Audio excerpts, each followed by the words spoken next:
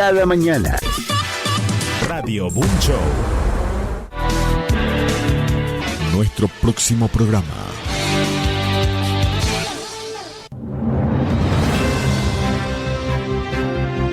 Conectamos con el mundo. Estas son las noticias. Panorama de noticias.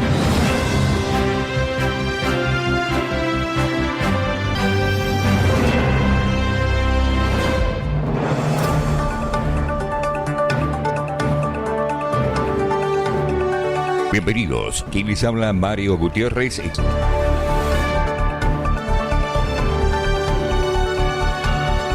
Principales titulares. Política. Kirchner anunció que Milei y Netanyahu firmaron 3 memorándum de entendimiento. El canciller argentino Pablo Kirchner anunció que el presidente Javier Milei y el primer ministro israelí Benjamin Netanyahu firmaron 3 memorándum de entendimiento y confirmó que ambas naciones trabajan en la lucha contra el terrorismo. El primer memorándum está destinado a la cooperación en lucha contra el terrorismo, al que calificó como fundamental para la detención temprana de su financiamiento en el mundo. En segundo lugar, se refirió al trabajo conjunto en el campo de inteligencia artificial, que nos da la posibilidad concreta de acceder a conocimientos aplicados, innovación y productividad. Paralelamente indicó que abrieron una línea de crédito de $150 millones destinado a apoyar a empresas israelíes en la Argentina. Por último, expresó que con la ministra de Transporte y Seguridad Vial israelí, Miri Regev, firmaron el lanzamiento de los vuelos directos entre Buenos Aires y Tel Aviv, operados por El Al, a partir de noviembre, y la mejora del protocolo de servicio aéreo. Córdoba. Murió un espectador en el accidente de Giulio Cesare y se suspendió el rally. Un grave accidente ocurrió este domingo cerca del mediodía en el rally sudamericano en Mina Clavero, en el Valle de Tras la Sierra, en la provincia de Córdoba, obligando a la suspensión de la competencia. El hecho se registró en el tramo especial Giulio Cesare, entre el kilómetro 1 y 2, cuando un Volkswagen Polo Rally, tripulado por los paraguayos Didier Arias, piloto, y Héctor Núñez, copiloto, se despistó en una curva y dio varios tumbos, saliendo del camino hacia una zona donde se encontraba el público. De acuerdo con las informaciones oficiales, los pilotos resultaron ilesos. Sin embargo, 3 personas que presenciaban la prueba sufrieron heridas, una de ellas de gravedad, que lamentablemente falleció horas después en el hospital Luis María Belliodi de Mina Clavero, según confirmó un comunicado de la organización. La víctima fatal era oriunda de la ciudad de Córdoba capital y tenía 25 años, en tanto que las otras 2 personas heridas son una mujer de 40 años oriunda de Villa Dolores, que fue ingresada al mismo nosocomio con una fractura de tobillo, y luego fue trasladada a su ciudad fuera de peligro. También su hija, menor de edad, quien presentaba golpes que no revirtieron de gravedad y no necesitaron de internación. Tras el accidente, y según señalaron desde la organización, de manera inmediata se activaron los protocolos de seguridad establecidos para la carrera, interviniendo los servicios de rescate médicos y policiales de emergencia presentes en el evento. El testimonio de Roberto, el marido de la mujer que se quebró el tobillo y salvó su vida de milagro, estaba al lado del joven cordobés que falleció. Placa, una radiografía, están esperando a ver qué es lo que tiene bien, pero parece que tiene una fractura en el tobillo y tiene unos golpes, pero gracias a Dios fue con mucha suerte.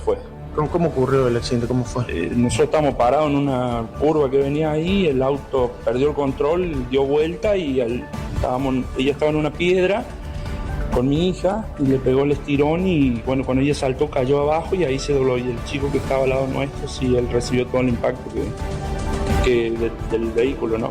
En el caso de tu familia, tu mujer nada más resultó. Mi mujer nomás, bueno, mi hija tiene un golpe nomás, pero nada más, nada grave, digamos, pero sí el tobillo nomás. ¿De dónde son ustedes? De Villa Dolores. Yo nada, todavía me dijeron que espere hasta que a ver qué es lo que le van a decir, así que estamos esperando eso. ¿Tu nombre? Robert. Nacionales. Alerta por fuertes lluvias y granizo en 12 provincias argentinas.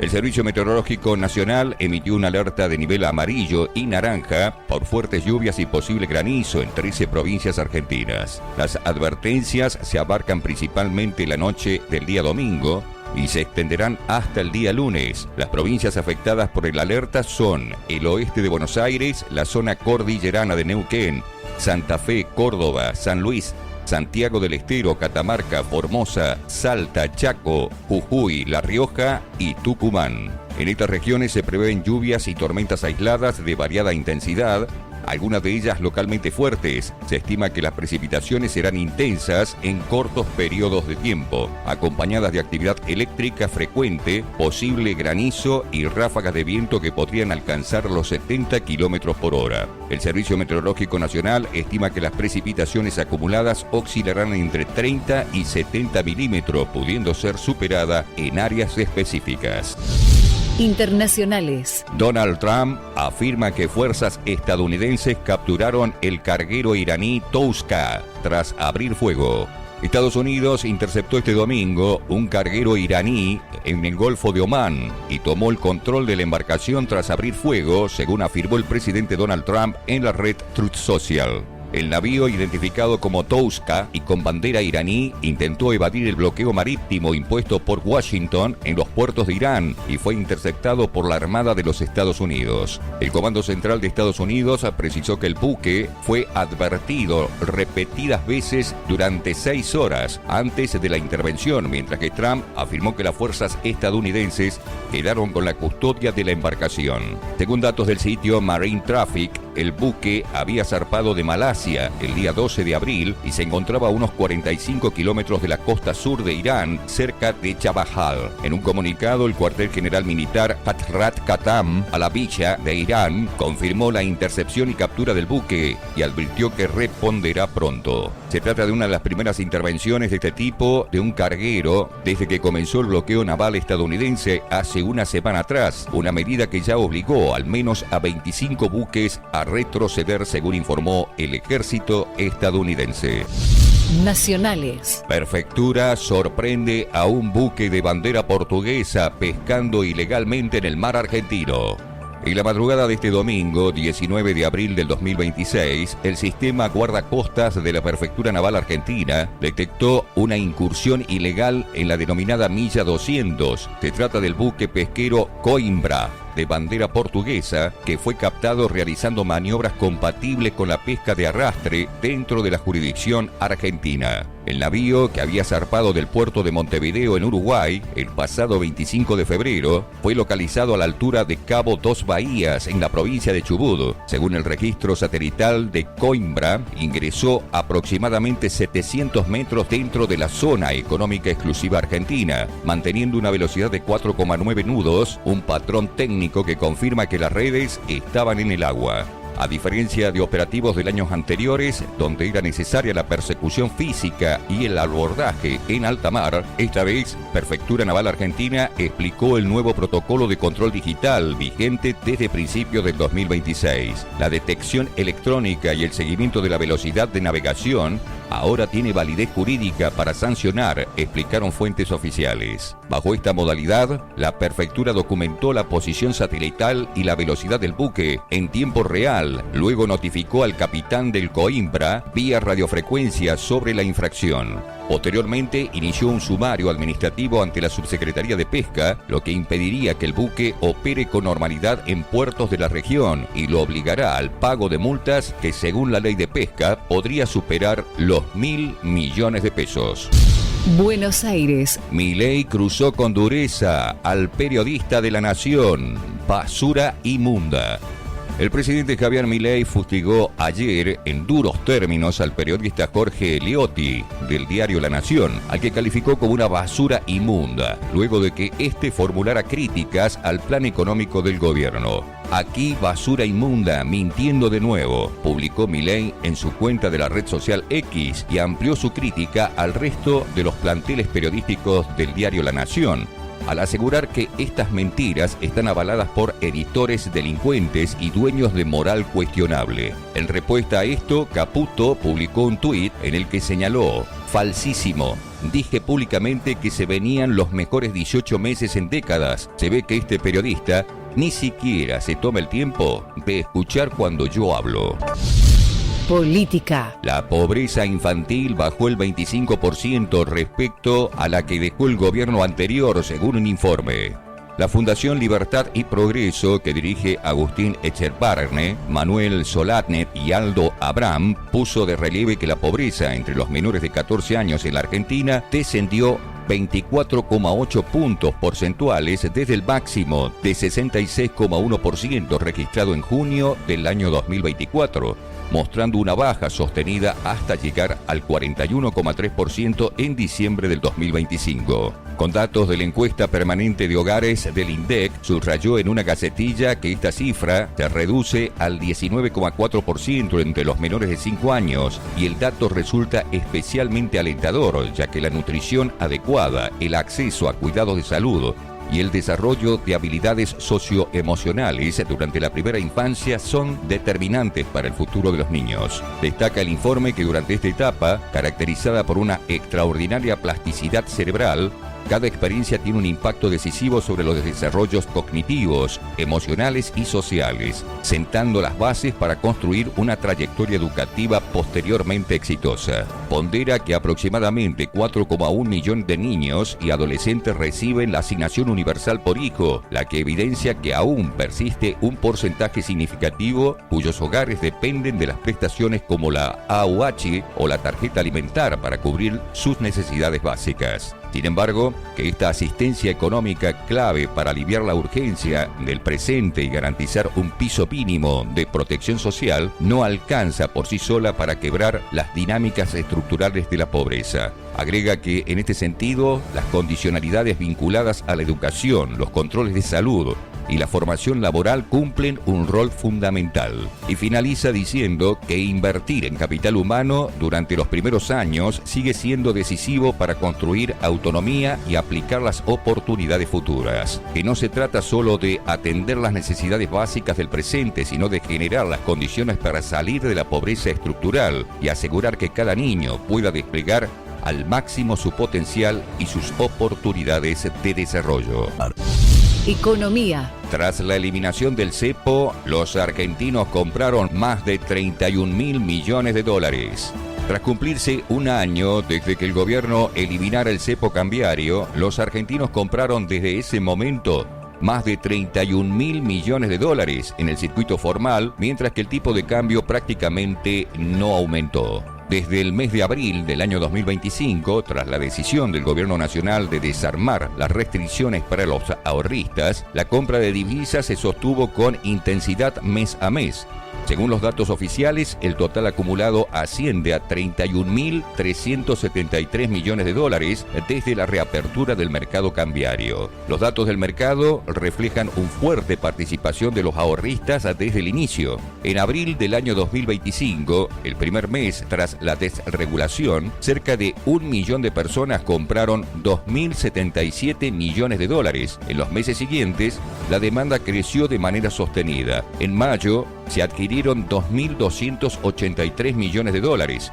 En junio, 2.468 millones de dólares. Y en el mes de julio del año pasado, el monto escaló a 3.473 millones de dólares. El mes de agosto mostró una leve moderación, donde fueron 2.448 millones de dólares.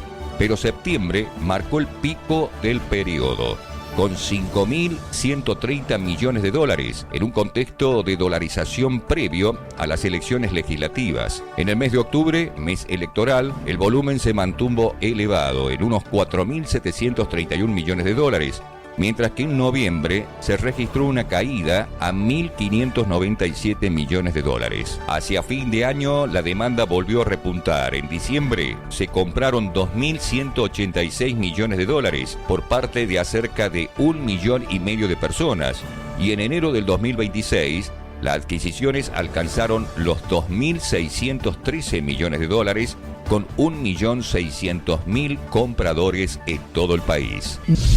Internacionales. Trump espera el vencimiento del acuerdo mañana martes para atacar Irán. Se acabó la amabilidad.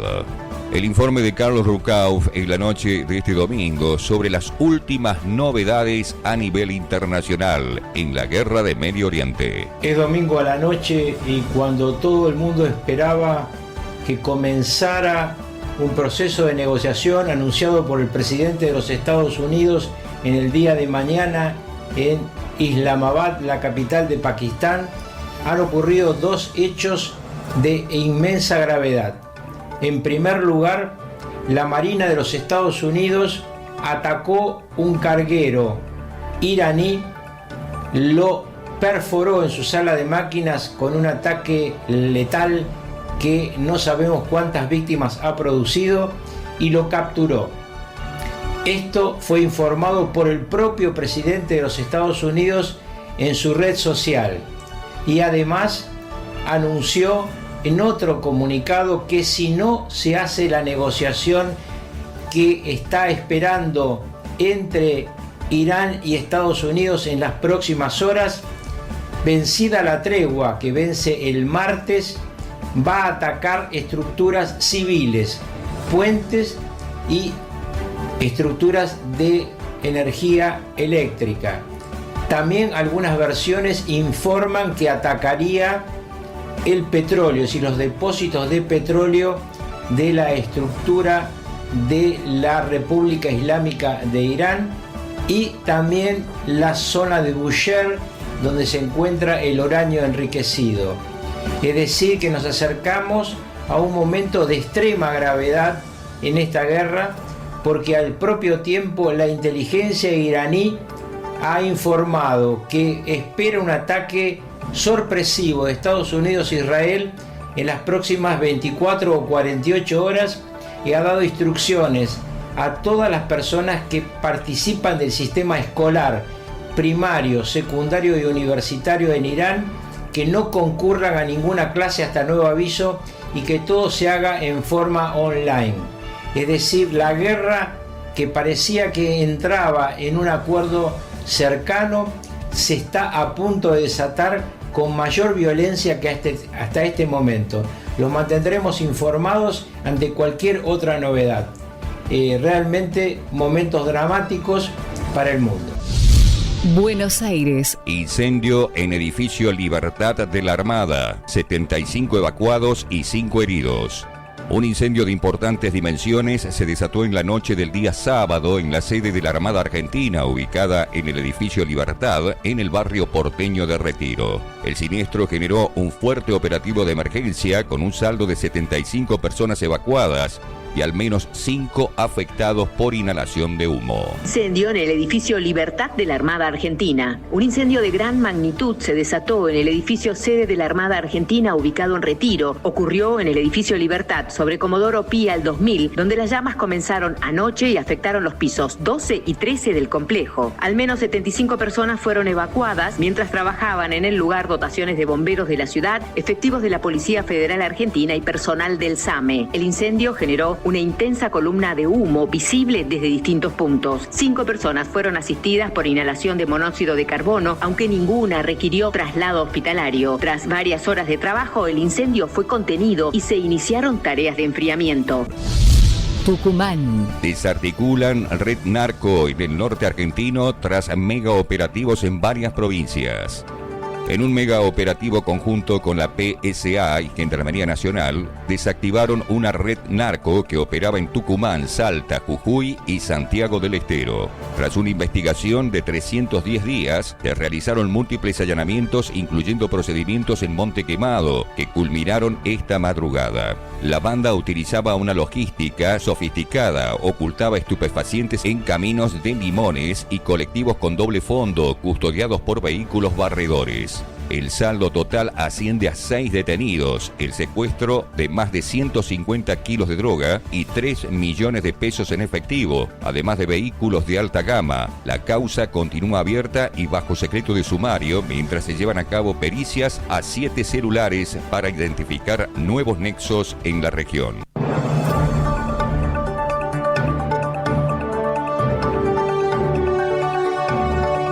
Llegamos al final.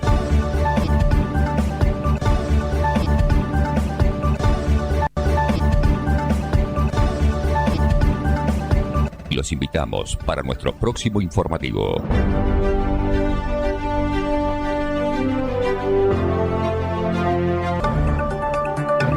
Y estos son nuestros titulares. Irán declara abierto el estrecho de Hormuz ante el inicio de la tregua en el Líbano más al oeste y por el tiempo que dure el cese el fuego con Estados Unidos. Declaraciones contradictorias a última hora. Líbano trabaja en un acuerdo permanente con Israel a la vez que por su parte asegura que su trabajo contra Hezbollah en el Líbano no ha terminado. En esta última edición Américas, el Fondo Monetario Internacional, el Banco Mundial anuncian reanudar relaciones con Caracas. La primera cumbre bilateral España-Brasil, celebrada en Barcelona, y en Guatemala, la fiscal general sancionada por Estados Unidos y casi 40 países más, Consuelo Porras, a punto de conservar su cargo. Noticias. Nous saluons également l'annonce d'une réouverture, en contrepartie d'ailleurs de ce cessez-le-feu, qui a été décidé par l'Iran pour le détroit d'Ormuz. Aquí en París, el presidente francés Emmanuel Macron saludó este viernes el anuncio de Irán de reapertura del estrecho de Hormuz, el tiempo que corra el actual cese el fuego con Estados Unidos, acompañado por el primer ministro británico Starmer, su homóloga italiana Meloni y el gobernante alemán Merz. Macron anunció la creación de una misión neutra e independiente para garantizar la libertad de navegación incondicional en el estratégico paso de Hormuz, una vez la guerra entre Irán y Estados Unidos haya concluido. Una decena de países, por tanto, no beligerantes, habrían ofrecido ya sus servicios para esa futura misión exclusivamente defensiva en ese estrecho, arteria mundial del tráfico marítimo de petróleo, cuya reapertura por Irán era agradecida hoy mismo por el presidente Trump. Antecedentes más temprano a María Ospina.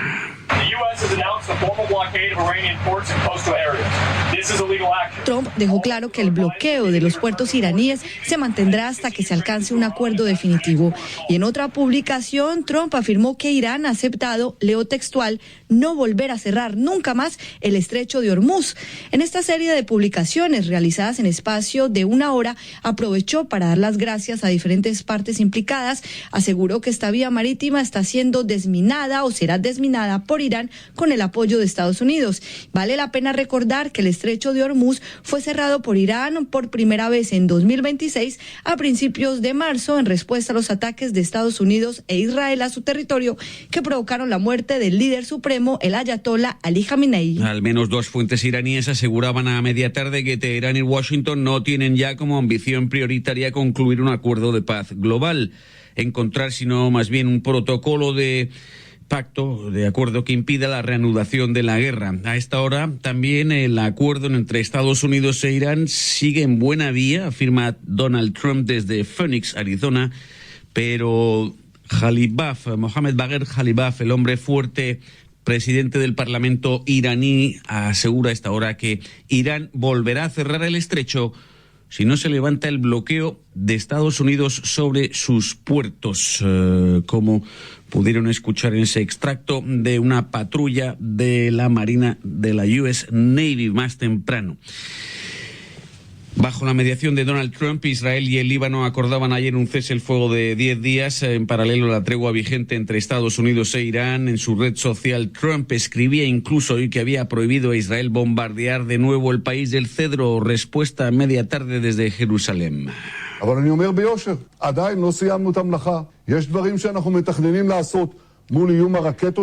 Lo digo claramente, no hemos terminado aún nuestro trabajo contra Hezbollah, comentaba Benjamín Netanyahu acerca del desmantelamiento que contempla del movimiento islamista libanés, a la vez que miles de desplazados libaneses iniciaban a regresar prudentemente a la periferia sur de Beirut, feudo de Hezbollah, y hacia el sur del Líbano, pese a las recomendaciones contrarias del ejército libanés.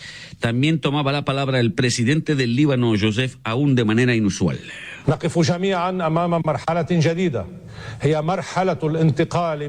Anunciando que los dos países trabajan para lograr acuerdos permanentes sobre la unidad del territorio, la soberanía del Líbano, que dichas discusiones directas con Israel no reflejan a su juicio ninguna señal de debilidad.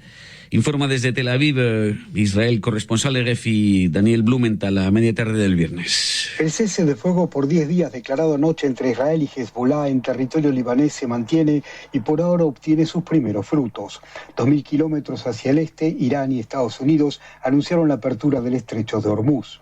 En el terreno, miles de libaneses comienzan a regresar a sus hogares, muchos de ellos destruidos por el fragor de las batallas de casi 50 días. A finales de febrero, Netanyahu fue visto como quien precipitó a Estados Unidos a lanzar el ataque contra Irán, pero esta vez fue Donald Trump quien forzó a Netanyahu a detener los actos bélicos.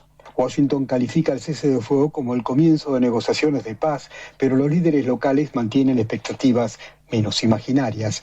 El presidente libanés, Youssef Aoun, afirmó que el alto el fuego con Israel es el punto de partida para las negociaciones. Declaró que las conversaciones directas con Israel son delicadas y significativas. Tel Aviv, Daniel Blumenthal, agregar que según la ONU, de las 71 muertes registradas durante la guerra en Gaza, 38.000 corresponden a mujeres y niñas, respectivamente 22.000 y 16.000, un cómputo anunciado por la Agencia ONU de Mujeres. Por último, en Camerún. Despite the richness of the land in Cameroon. En medio de un multitudinario alborozo, el Papa León XIV ofició una misa en un estadio de Douala, Camerún, la capital económica, con una homilía durante la cual volvía a mostrarse incisivo, llamando a rechazar todo tipo de abusos y de violencias. Denunció que pese a las abundantes riquezas del país, su población sufra una pobreza material y espiritual, y a la vez condenó el uso de la inteligencia artificial por alimentar, dijo, conflictos, violencias y miedos. Este sábado abandona el país rumbo a la Guinea Ecuatorial y continuar su periplo africano hacia Angola. Y en La Haya, 80 años de este aniversario. It is precisely because the international system is under such strain that adherence to international law matters more than ever. El de la Corte Internacional de Justicia, el jefe de la ONU, Antonio Guterres, declaró que el respeto del derecho internacional importa hoy más que nunca. Sin ese fundamento, añadía, el riesgo de que el caos seguirá creciendo, como demuestra la historia. And finally, I want to welcome Venezuela back to the IMF family. En Washington, la jefa del Fondo Monetario Internacional, la búlgara Kristalina Georgieva, celebró la vuelta al redil del Fondo de Venezuela, anunciada la víspera después de 7 años sin relaciones. Adelantó también que tras una misión en el terreno ofrecerá el fondo muy probablemente un programa de respaldo junto al Banco Mundial y el BID para restablecer el catastrófico estado de su economía. Queda un duro trecho por recorrer en ausencia de datos confiables sobre una economía, afirmó Georgieva, que se ha contraído en 2/3 partes en los últimos años. Reacción, comentario de la economista de la Universidad San Andrés en Caracas, Isabel Ávila Moreno.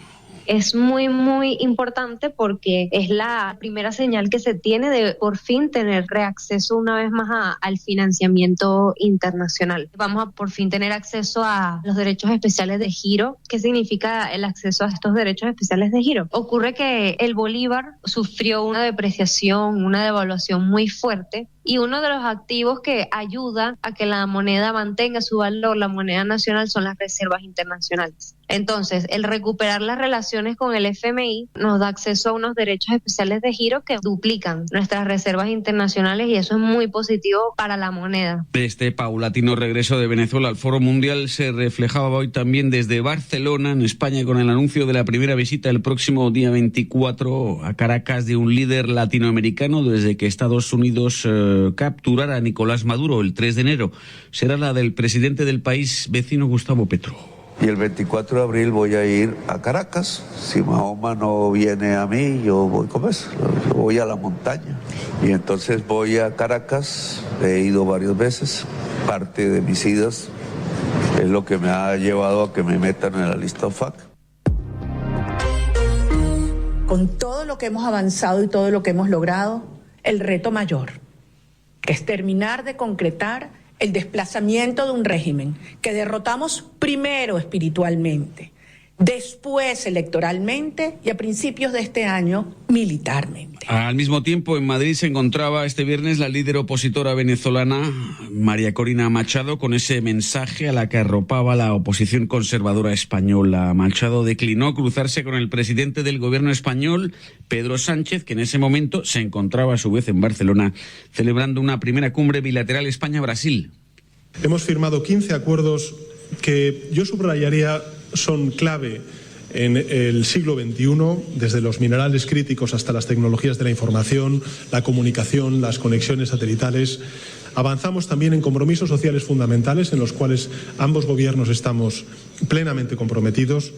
Nuestros países están llamados a ser motores que acerquen aún más a la Unión Europea y a la América Latina y al Caribe, dos regiones que comparten valores, aspiraciones esenciales y que tienen mucho que ganar en el trabajo conjunto. Especialmente en los momentos que atraviesa la comunidad internacional, subrayaba a su vez el presidente Luis Inácio Lula da Silva. Hoy varias regiones del mundo están de nuevo en conflicto. Asistimos atónitos a una nueva carrera armamentista.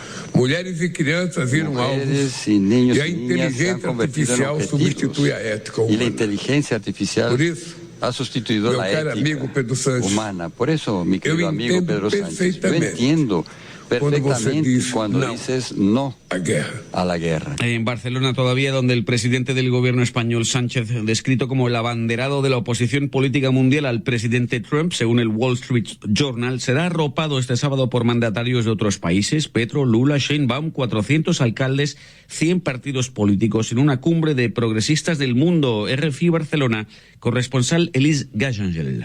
Más allá de estas firmas, los dos presidentes quisieron remarcar el buen entendimiento entre ambos países, lazos que dicen acercan la Unión Europea con Latinoamérica.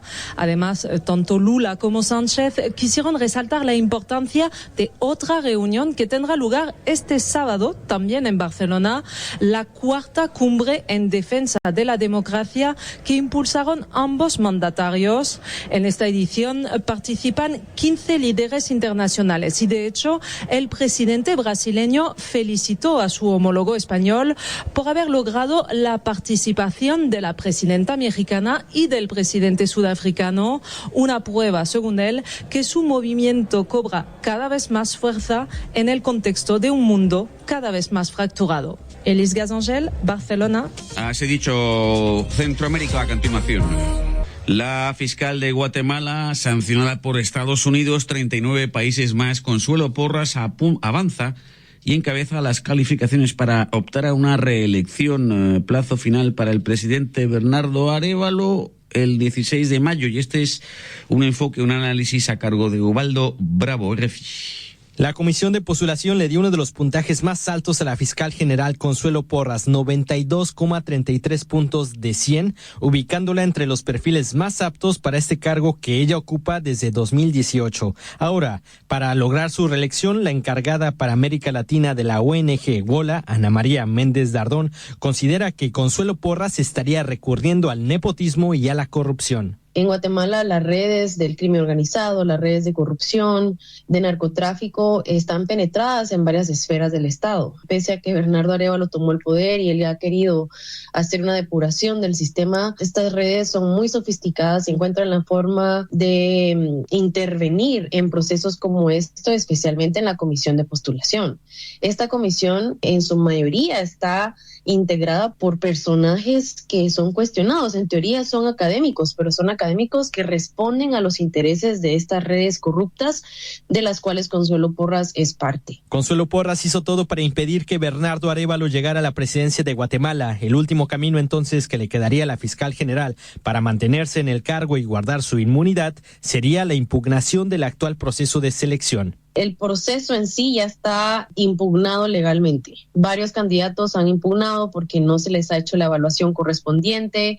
Ha habido mucha arbitrariedad por parte de los comisionados en los criterios en cómo están dando la puntuación. Entonces, el escenario que podría darse en Guatemala hoy día es que hoy no se pueda cumplir el plazo porque no ha avanzado del todo, y que sumado a estos impugnaciones legales que han habido, se entrampe el proceso y que cree una incertidumbre de qué pasaría, y que probablemente la fiscal general podría estar buscando permanecer en el cargo, y estas redes lo que están últimamente buscando es bloquear la facultad legal que tiene el presidente Arévalo de nombrar al nuevo fiscal general de Guatemala. La Organización de Estados Americanos, la OEA, tiene un papel crucial en este escenario. Me parece que es un papel crucial en este momento para que en el escenario que planteábamos o conversábamos anteriormente, en el que el proceso se entrampe, se requiere que el Consejo Permanente, como un órgano político de la OEA, actúe con base a la Carta Democrática, así como lo hizo en el 2023, cuando estas mismas redes estaban buscando bloquear la transición del poder del presidente Bernardo Arévalo. Así que creo que está esa ruta internacional que va a ser crucial e importante ante estos escenarios que son muy probables dado el contexto actual. Según la ley, el presidente Bernardo Arévalo tiene hasta el 17 de mayo para nombrar al fiscal general. Más al norte, Ubaldo Prado. Colectivos de búsqueda de desaparecidos en México anuncian el hallazgo de más de 1.000 fragmentos óseos en la zona lacustre de Chalgo, Ciudad de México. Cuba aprueba un estatus migratorio para la diáspora cubana que invierta en la isla. Otro efecto más del severo bloqueo de la que es objeto. República Dominicana y Haití reanudarán sus vuelos domésticos interrumpidos hace 25 meses en el mes de mayo. El muro seguirá erigido por el presidente Luis Abinader. Hasta aquí, en resumen diario de noticias.